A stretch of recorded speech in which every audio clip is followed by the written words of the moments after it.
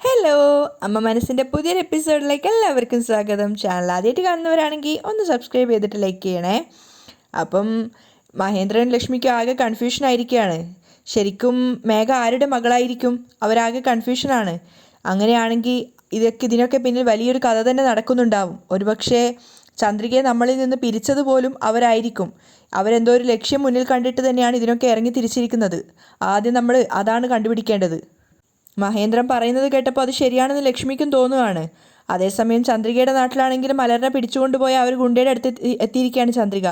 ആ സമയത്ത് ചന്ദ്രിക അയാളോട് വളരെ മോശമായിട്ടാണ് പെരുമാറുന്നത്. കാണാൻ വലിയൊരു മനുഷ്യനെ പോലെയുണ്ട്, എന്നിട്ട് ഒരു ഗുണ്ടയെ പോലെയാണല്ലോ നിങ്ങൾ പെരുമാറുന്നത്.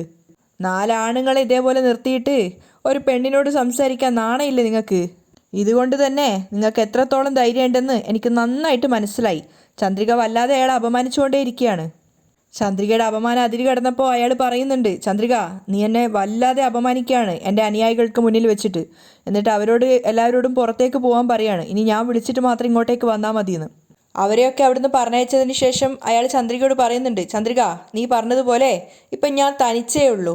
ഇന്നാ നീ പറഞ്ഞ പോലെ അരിവാളിതാ നിൻ്റെ കയ്യിലേക്ക് ഞാൻ വെച്ച് തരിക. നീ എന്താണോ ഉദ്ദേശിക്കുന്നത്? എന്നെ വെട്ടിയിട്ട് ഇവിടെ ഇട്ടതിന് ശേഷം നിൻ്റെ മോളെയും കൂട്ടിയിട്ട് പോവാനാണെങ്കിൽ നിൻ്റെ മോൾ അകത്തുണ്ട്.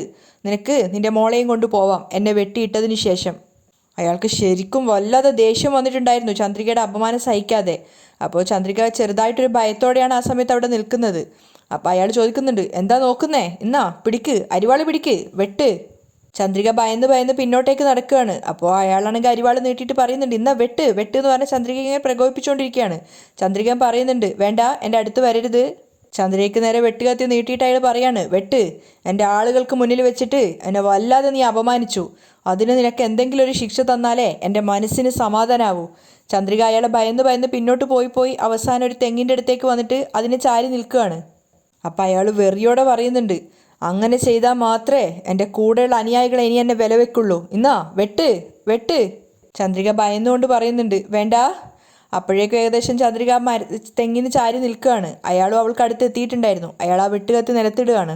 ചന്ദ്രിക ശരിക്കും ഭയന്നിട്ട് ആ തെങ്ങിൽ ചാരി നിൽക്കുന്ന സമയത്ത് അയാൾ പരിഹാസത്തോടെ പറയുന്നുണ്ട്, നീ ഇനി എത്ര ഉറക്കെ കരഞ്ഞാലും ഈ തെങ്ങിൻ തോപ്പ് വിട്ട് നിൻ്റെ കരച്ചിൽ പുറത്തെങ്ങോട്ടും പോവില്ല. അയാൾ ചന്ദ്രികയെ നോക്കി പരിഹാസത്തോടെയും കൗശലത്തോടെയും ചിരിക്കുകയാണ്. എന്നിട്ട് ചോദിക്കുന്നുണ്ട്, എൻ്റെ അടുത്താണോ? ചന്ദ്രിക ശരിക്കും വല്ലാതെ ഭയന്നു പോയിട്ടുണ്ടായിരുന്നു. ആ സമയത്ത് അയാൾ തന്നെ വല്ലാതെ ഉപദ്രവിക്കുന്നത് തന്നെ അവൾ പേടിച്ചിട്ടുണ്ടായിരുന്നു. അതുപോലെ തന്നെ അയാൾ നേരെ ചന്ദ്രികയുടെ രണ്ട് തോളിലും കൈവെക്കുകയാണ്. ചന്ദ്രിക തടയാൻ ശ്രമിക്കുന്നുണ്ട്, വേണ്ട എന്നെ ഒന്നും ചെയ്യരുത്. പക്ഷെ അയാളുടെ ശക്തിക്ക് മുന്നിൽ ചന്ദ്രികയ്ക്ക് പിടിച്ചു നിൽക്കാൻ സാധിക്കുന്നുണ്ടായിരുന്നില്ല. ചന്ദ്രിക എത്ര തന്നെ ബലമായിട്ട് ശ്രമിച്ചിട്ടും അയാൾ കൈകൾ മാറ്റുന്നുമില്ല. ചന്ദ്രിക നിന്നെ ഇന്ന് ഞാൻ എന്നൊക്കെ അയാൾ ഇങ്ങനെ മോശമായിട്ട് പറയുന്നുണ്ട്. ആ സമയത്താണ് പ്രതീക്ഷിക്കാതെ തെങ്ങിൻ്റെ മുകളിൽ നിന്നും ഒരു കരിന്തേള് വന്നിട്ട് അയാളുടെ കയ്യിൽ കുത്തിയിട്ട് താഴേക്ക് വീണത്. അവർ രണ്ടുപേരും പ്രതീക്ഷിക്കാത്തൊരു കാര്യമായിരുന്നു അത്. അതുകൊണ്ട് തന്നെ പെട്ടെന്ന് തേള് കുത്തിയപ്പോൾ തന്നെ അയാൾ ആകെ തളർന്നു പോവുകയാണ്. അയാൾ പറയുന്നുണ്ട്, വേദനിക്കുന്നു എന്നൊക്കെ പറഞ്ഞിട്ട് അയാളിങ്ങനെ ചന്ദ്രികയെ വിട്ടിട്ട് പിന്നോട്ടേക്ക് പോവുകയാണ്. ചന്ദ്രികയും ആദ്യത്തെ ആ ഒരു അമ്പരപ്പിൽ തന്നെ നിൽക്കുകയാണ്. ചന്ദ്രിക നോക്കുന്ന സമയത്ത് അതൊരു വലിയ കരിന്തേളാണ്. അതാണെങ്കിൽ അവിടുന്ന് പോയിട്ടുണ്ടായിരുന്നു. അയാൾ മുട്ടുകുത്തി അവിടെ ഇരുന്നിട്ട് ഇങ്ങനെ അനുയായികളെ വിളിക്കുകയാണ്, എടാ വേദനിക്കുന്നു, എവിടെയാ ഉള്ളത്? ചന്ദ്രിക പിന്നോട്ട് പോവുകയാണ്. വേദന സഹിക്കാനാതെ അയാൾ അവിടെ നിലത്ത് കിടന്നു പോവുകയാണ്. കരിന്തേള് എന്നെ കുത്തി, അയ്യോ അമ്മ എന്നൊക്കെ പറഞ്ഞ് അയാൾ കരയുന്നുണ്ടായിരുന്നു. പക്ഷെ അതൊന്നും വകവെക്കാതെ ചന്ദ്രിക അവിടുന്ന് വേഗം മലറിനെ തിരഞ്ഞോടുകയാണ്. അയാൾ വേദന കൊണ്ട് പൊളയുമ്പോഴേക്കും ചന്ദ്രിക വേഗം മലറിനെ കണ്ടുപിടിക്കാൻ വേണ്ടിയിട്ട് ഓരോരോ വീടും അവിടെയുള്ള ആ ഒരു ചെറിയ ഷെഡൊക്കെ തുറന്നു നോക്കുകയാണ്. അവസാനം ഒരു ഷെഡ് തുറന്ന സമയത്ത് ചന്ദ്രികയ്ക്ക് മലറിനെ കണ്ടുപിടിക്കാൻ പറ്റി. ചന്ദ്രിക ഓടി മലറിൻ്റെ അടുത്തേക്ക് വരികയാണ്. മലർ, അമ്മ. ചന്ദ്രികയെ കെട്ടിപ്പിടിക്കുകയാണ് മലരും. മലറിനെ കണ്ടുകിട്ടിയ സന്തോഷത്തിൽ ചന്ദ്രിക മകളെ ഒരുപാട് ഉമ്മവെക്കൊക്കെ ചെയ്യുന്നുണ്ട്. നിനക്കൊന്നും സംഭവിച്ചിട്ടില്ലല്ലോടാ? ഇല്ല അമ്മ. എങ്കിൽ വാ എന്ന് പറഞ്ഞിട്ട് മലറിനെ അവൾ എടുക്കുകയാണ്. എന്നിട്ട് അവിടുന്ന് ഓടി രക്ഷപ്പെടുകയാണ്. അങ്ങനെ ചന്ദ്രിക ആ ഒരു തെങ്ങിൻ്റെ തോട്ടം കഴിഞ്ഞ് പോകാനായ സമയത്താണ് അവൾ കേൾക്കുന്നത്. അയാളിങ്ങനെ നിലവിളിച്ചുകൊണ്ടേയിരിക്കുകയാണ്, അനുയായികളെ വിളിച്ചുകൊണ്ടേയിരിക്കുന്നുണ്ട്. പക്ഷേ അത്രയും നേരമായിട്ട് ആരും അങ്ങോട്ടേക്ക് വന്നിട്ടില്ല. കാരണം അയാളുടെ ശബ്ദമൊന്നും അവർ കേൾക്കുന്നുണ്ടായിരുന്നില്ല. അയാൾ തൊട്ടു മുന്നേ ചന്ദ്രികയോട് തന്നെ പറഞ്ഞിട്ടുണ്ടായിരുന്നല്ലോ, എത്ര ഉറക്കം ശബ്ദം വെച്ചാലും പുറത്താരും കേൾക്കില്ല എന്ന്. അതുപോലെ തന്നെ അയാളുടെ നിലവിളി ആരും കേൾക്കുന്നുണ്ടായിരുന്നില്ല. അയാൾ മരണവേദന കൊണ്ട് പൊളയാണ്. തേള് കടിച്ചിട്ടുള്ള ആ ഒരു വേദന കൊണ്ട് അയാൾ കരഞ്ഞിട്ട് ഇങ്ങനെ പറയുന്നുണ്ട്, ഇനി കുറച്ച് നേരം കൂടി കഴിഞ്ഞാൽ ഞാൻ മരിച്ചു പോകും എന്നൊക്കെ അയാൾ പറയുന്നുണ്ട്. അപ്പോൾ അത് കണ്ടിട്ട് ചന്ദ്രയ്ക്ക് എന്തോ പോകാൻ തോന്നിയില്ല. അതുകൊണ്ട് അവൾ മലറിനെ താഴെ ഇറക്കിയിട്ട് പറയാണ്, ഇവിടെ നിൽക്ക്, അമ്മ ഇപ്പം വരാം. മലറിന് കാര്യം മനസ്സിലായില്ല. മലർ ചോദിക്കുന്നുണ്ട്, എന്താ അമ്മയെന്ന്. ഇല്ല അമ്മ ഇപ്പം വരാടാ. ചന്ദ്രിക വേഗം ഓടി അയാളുടെ അടുത്തെത്തിയിട്ട് അയാളുടെ കയ്യിൽ നോക്കുന്ന സമയത്ത് അയാളുടെ ആ ഒരു വിഷം ഉള്ളിലേക്ക് പോയതായിട്ട് ചന്ദ്രികയ്ക്ക് മനസ്സിലാവുകയാണ്. ചുറ്റിലും ആരും ഇല്ല എന്നുള്ളതും അവൾക്ക് മനസ്സിലാവുന്നുണ്ട്. അപ്പോൾ അതൊരു കാട് പോലത്തെ ഒരു പ്രദേശമായതുകൊണ്ട് തന്നെ ചന്ദ്രിക അതിന് പറ്റിയ പച്ചില മരുന്ന് നോക്കുകയാണ്. കുത്തിയാലുണ്ടാകുന്ന ആ ഒരു പച്ചില മരുന്ന് തേടുകയാണ്. അപ്പോഴൊക്കെ അയാൾ നിലവിളിച്ചുകൊണ്ട് പറയുന്നുണ്ട്, എൻ്റെ ജീവൻ ഇപ്പോൾ പോവടാ, ആരെങ്കിലും വാടാ, തേള് കുത്തിയിടാന്നൊക്കെ അയാളിങ്ങനെ പറഞ്ഞുകൊണ്ടിരിക്കുന്നുണ്ട്. ചന്ദ്രിക അവിടെയൊക്കെ തിരഞ്ഞതിന് ശേഷം അവൾ അന്വേഷിച്ച് ആ പച്ചില മരുന്ന് അവൾക്ക് കിട്ടുകയാണ്. ആ ഒരു ഇല കിട്ടിയതിന് ശേഷം അവൾ അവിടെ ചെറിയൊരു അമ്മിയിൽ കൊണ്ടുവന്നിട്ട് അതൊക്കെ അരച്ചെടുക്കുന്നുണ്ട്. എന്നിട്ട് ചെറിയൊരു വാഴയിലയിൽ എടുത്തിട്ട് ആ മരുന്ന് എടുത്തിട്ട് അയാളുടെ അടുത്തേക്ക് വരികയാണ്. എന്നിട്ട് അയാളുടെ തന്നെ മുണ്ടിൻ്റെ ഒരു കഷ്ണം കീറിയിട്ട് ആ കൈ കെട്ടി വെച്ചിട്ട് വിഷം ഉള്ളിലേക്ക് പോവാതിരിക്കാൻ വേണ്ടി കൈ അവിടെ അമർത്തി കെട്ടിപ്പിടിക്കുകയാണ്. എന്നിട്ട് കെട്ടിവെച്ചിട്ട് ശേഷം ആ പച്ചില മരുന്ന് അയാളുടെ കയ്യിലേക്ക് ഇങ്ങനെ ഒഴിച്ചു കൊടുക്കുന്നുണ്ട്. അപ്പോഴൊക്കെ അയാൾ വേദന കൊണ്ട് പൊളഞ്ഞ് നിലവിളിച്ചുകൊണ്ടേ ഇരിക്കുന്നുണ്ട്. മലരും അവിടെ തന്നെ വന്ന് നിൽക്കുന്നുണ്ട് അമ്മ ചെയ്യുന്നത് നോക്കിയിട്ട്. ചന്ദ്രിക ആ മരുന്ന് പിഴിഞ്ഞൊഴിക്കുന്ന സമയത്താണ് അയാൾക്ക് കുറച്ചൊരു ആശ്വാസം ഉണ്ടായത്. അയാൾ ആ സമയത്താണ് വേദന ഒന്ന് അടങ്ങിയത്. അപ്പോഴേക്കും അയാളുടെ അനുയായികളൊക്കെ വന്നിട്ട് ചോദിക്കുന്നുണ്ട്, സാർ എന്താ പറ്റിയേ? അയാൾ ഒന്നും പറയാൻ പറ്റാത്ത അവസ്ഥയിൽ ശബ്ദിക്കാനാവാതെ നിൽക്കുകയാണ്. അയാൾക്ക് ഏകദേശം മയക്കം വന്നുകൊണ്ടിരിക്കുന്നുണ്ടായിരുന്നു. അപ്പോൾ ചന്ദ്രിക അനുയായിയായിട്ട് വന്നിട്ട് അയാളോട് പറയുന്നുണ്ട്, നിങ്ങളുടെ സാറിനെ തേള് കുത്തി. അയാൾ തൻ്റെ മുതലാളിയെ നോക്കുകയാണ്. അപ്പോൾ ചന്ദ്രിക പറഞ്ഞു കൊടുക്കുന്നുണ്ട്, ഞാൻ പച്ചില മരുന്നാണ് വെച്ചു കൊടുക്കുന്നത്, ഇദ്ദേഹത്തിനെ കുത്തിയത് കരിന്തേളാണ്, അതുകൊണ്ട് എത്രയും പെട്ടെന്ന് ഇദ്ദേഹത്തെ ഹോസ്പിറ്റലിലേക്ക് കൊണ്ടുപോകണം, അല്ലെങ്കിൽ ഇദ്ദേഹം മരിച്ചു പോവും. അത് കേട്ടപ്പോൾ അയാൾ മറ്റുള്ള അനുയായികളൊക്കെ വിളിക്കുകയാണ്, ഡാ വേഗം വാ. അവരൊക്കെ വന്ന സമയത്ത് എന്താ പറ്റിയെന്ന് ചോദിച്ചപ്പോൾ മറ്റേ അനുയായി പറഞ്ഞു കൊടുക്കുകയാണ്, സാറിന് തേള് കുത്തിയിട്ടാണുള്ളത് എന്ന്. അപ്പോഴേക്കും ചന്ദ്രിക അവളുടെ മരുന്നൊക്കെ പിഴിഞ്ഞ് കഴിഞ്ഞിട്ടുണ്ടായിരുന്നു. അങ്ങനെ അവർ 3 പേരും ചേർന്നിട്ട് അയാളെ എഴുന്നേൽപ്പിക്കുകയാണ്. അവർ അയാളെയും കൊണ്ട് ഹോസ്പിറ്റലിൽ പോകുന്ന സമയത്ത് അയാൾ തിരിഞ്ഞിട്ട് ചന്ദ്രികയെ നോക്കിയിട്ട് കരഞ്ഞുകൊണ്ട് കൈകൂപ്പിക്കൊണ്ട് പറയാണ്, ചന്ദ്രിക എന്നോട് ക്ഷമിക്ക്.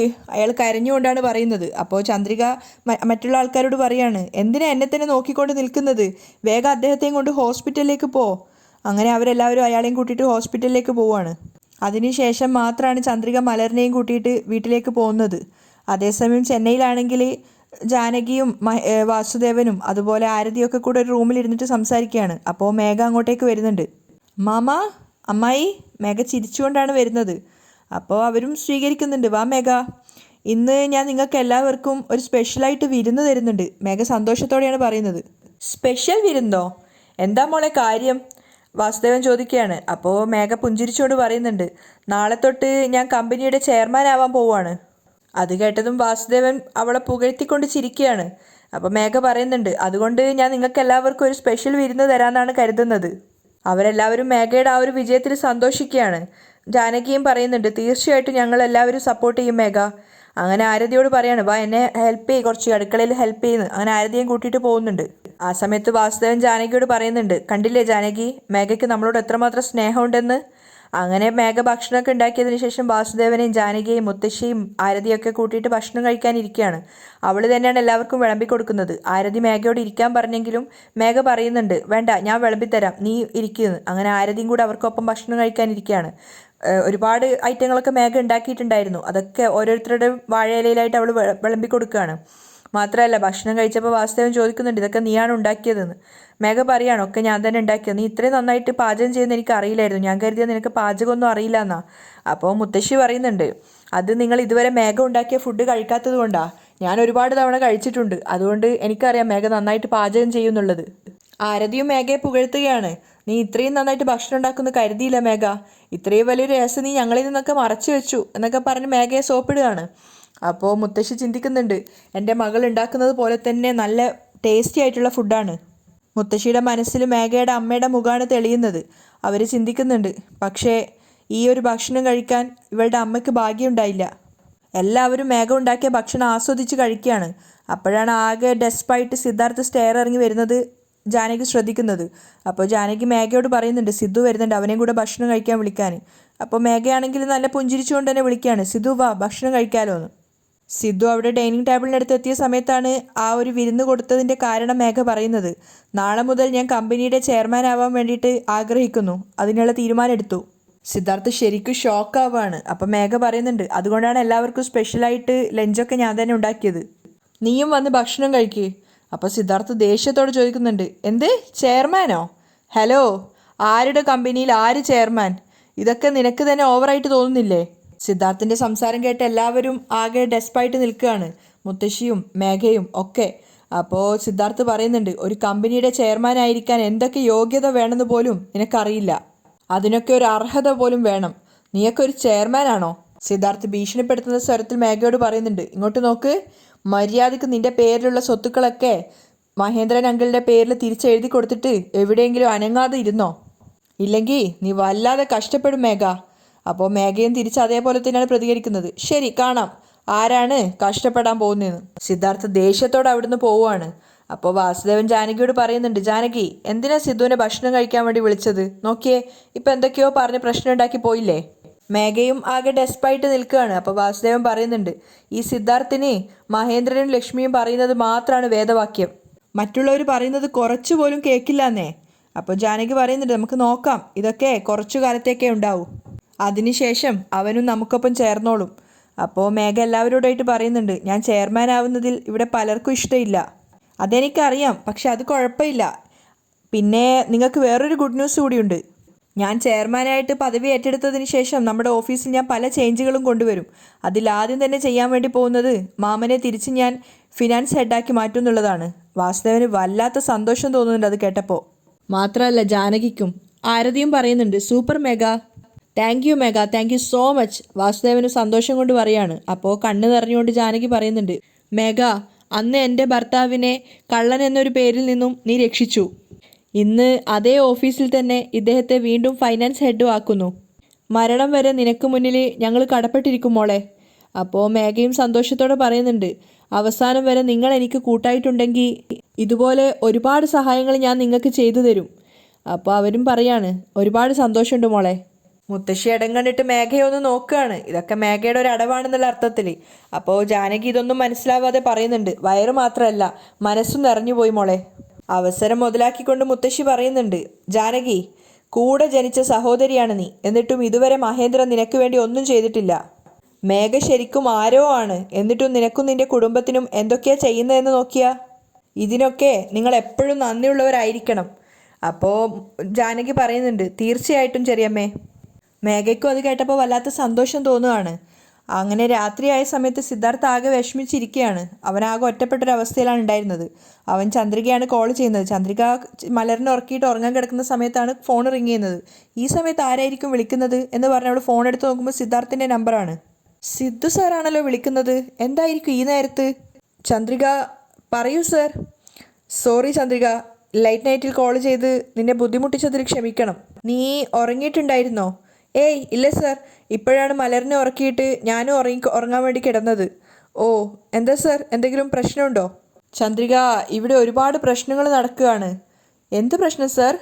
ഇവിടെ എന്തൊക്കെയോ നടക്കുന്നുണ്ട് ചന്ദ്രിക എന്ന് പറഞ്ഞിട്ട് മേഘ മഹേന്ദ്രനെയും ലക്ഷ്മിയും ചതിച്ചതും ലക്ഷ്മിയെ ചതിച്ചുകൊണ്ട് സ്വത്തുക്കളൊക്കെ തൻ്റെ പേരിലേക്ക് മാറ്റിയതും അതിനുശേഷം വീട്ടിൽ നിന്ന് ഇറങ്ങിപ്പോവാൻ മഹേന്ദ്രൻ പറഞ്ഞതും അപ്പോൾ പോലീസുകാരെ കൂട്ടിക്കൊണ്ട് വന്നിട്ട് വീട് മേഘയുടെ പേരിലാണെന്നും അതുകൊണ്ട് അവളെ അനുസരിക്കാൻ പറ്റുന്നവർ മാത്രം ഇവിടെ താമസിച്ചാൽ മതി എന്ന് പറഞ്ഞതിൻ്റെ പേരിൽ മഹേന്ദ്രൻ വാശിയെടുത്തിട്ട് ആ വീട്ടിൽ നിന്ന് ഇറങ്ങിപ്പോയതും അങ്ങനെ സംഭവിച്ച സർവ്വത്ര കാര്യങ്ങളും പറഞ്ഞു കൊടുക്കുകയാണ് ചന്ദ്രയ്ക്ക്. ചന്ദ്രിക ശരിക്കും ഷോക്കായിട്ടുണ്ടായിരുന്നു സിദ്ധാർത്ഥ് പറഞ്ഞ കാര്യങ്ങൾ കേട്ടിട്ട്. അവൾ അത്ഭുതത്തോട് ചോദിക്കുകയാണ്, എന്തൊക്കെയാ സാർ ഈ പറയുന്നത്? മഹേന്ദ്രൻ സാറും ലക്ഷ്മി അമ്മയും വീട് വിട്ടു പോയെന്നോ? എന്തിനാ സാർ മേഘ മേഡം ഇങ്ങനെയൊക്കെ ചെയ്തത്?